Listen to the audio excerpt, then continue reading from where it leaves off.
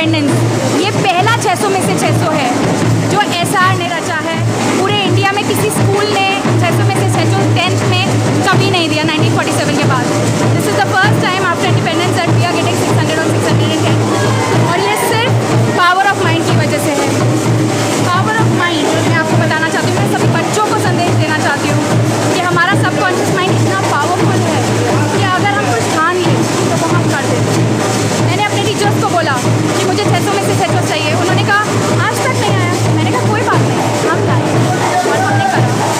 और इसके पीछे मेरे 10th के टीचर्स की तो मेहनत है ही, बच्चे की शिद्दत है, बट उसके अलावा हमारा टीचिंग पैटर्न है। हम लोग क्लास 1 से रीजनिंग एज अ सब्जेक्ट पढ़ाते हैं। OMR शीट हमारा क्लास 1 का बच्चा हाथ में पकड़ता है।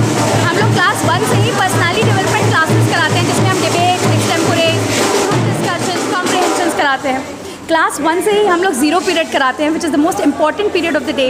5 मिनट्स हम वोकेबलरी बिल्डिंग करते हैं, जिसमें 2 वर्ड्स डिक्शनरी के सिखाते हैं, यूसेज सिखाते हैं। 10 minutes newspaper reading and current affair, जिससे बच्चे को पता रहे कि इंडिया में, इंटरनेशनल में क्या हो रहा है। बिकॉज आजकल के बोर्ड पैटर्न्स आप देखेंगे reasoning based, current affairs based आते हैं, तो ये शुरू से प्रिपरेशन हम बच्चे की कराते हैं।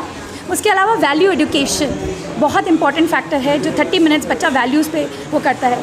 100 on 100 लाना आसान है, बट वैल्यूज़ सीखना सबसे मुश्किल है, और वैल्यूज़ को इम्बाइब करना उससे भी मुश्किल। और मेरे बच्चे, आई एम प्राउड टू से, कि वैल्यूज़ इम्बाइब करते हैं। ये बच्ची टॉपर तो है ही, but she has a lot of values. इसको जब जिस टीचर ने बुलाया, वेरी ओबीडियंट, वो आई, एक्स्ट्रा काम दिया, करा। स्पोर्ट्स एक्टिविटीज़ के अलावा सब कुछ उसने पढ़ाई भी करी और टॉप करा। हम लोग क्लास 3 से कोडिंग कराते हैं, जो कि नॉर्मली स्कूल्स 7th 8th से लेते हैं।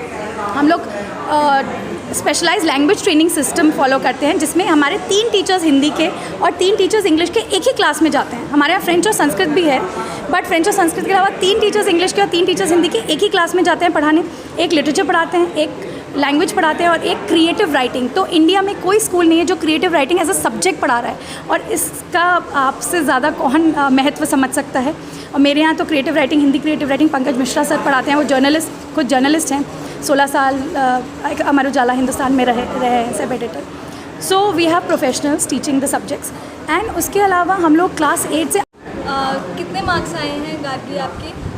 मेरे 100% मार्क्स आए हैं सारे। ओके, सो इसका क्रेडिट आप किसको देना चाहेंगी? इसका क्रेडिट फर्स्ट ऑफ ऑल मैं अपने पेरेंट्स और अपनी फैमिली को देना चाहूँगी, जो हर मुकाम पे मेरे साथ थे, मेरा सपोर्ट कर रहे थे।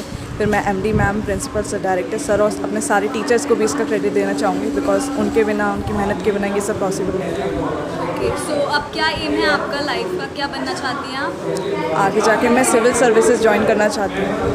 आगे कैसे तैयारी करी आपने? क्योंकि कोविड का टाइम चल रहा था, तो किस तरह की परेशानियाँ आई और किस तरह से आपने पढ़ाई की, टॉपर नंबर आए? जब कोविड स्टार्ट हुआ तो थोड़ी परेशानी तो आई, क्योंकि सब कुछ नया था, ऑनलाइन हम लोग इतना टेक्नो सेवी भी नहीं थे, बट धीरे धीरे हम लोग अडेप्ट हो गए। और फिर टीचर्स का 100% था हर टाइम। इवन कोविड में भी हमारी सारी क्लासेस लगती थी लाइक रेगुलर स्कूल, सो कोई डिस्टर्बेंस क्रिएट नहीं हुआ था हमारे रेगुलर्स में।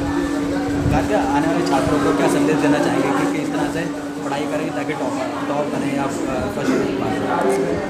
सबको मेरा बस यही मैसेज है कि पढ़ाई के लिए ज़्यादा स्ट्रेस नहीं लेना चाहिए। आपको जितनी आपकी कैपेबिलिटी है उसका 100% देना चाहिए और फोकस्ड रहना चाहिए।